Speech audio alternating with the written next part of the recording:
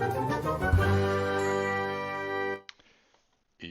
you guys, it's Badger here. Today we're gonna have a look at this headset here.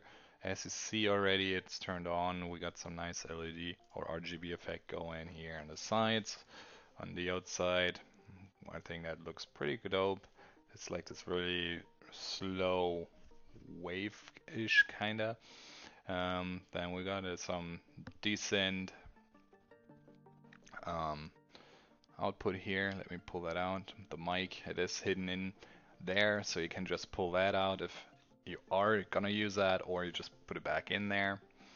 And that is pretty good. It makes it more of, yeah, a good looking one. Got some nice cushion in the top here, which is also nice to see, and some really comfy ear pieces as well. So it's not gonna smush your ears, so it's definitely more on the softer side, which is good, and also has some movement to it, so in case your head is a little shaped differently, um, you have enough room to play around here.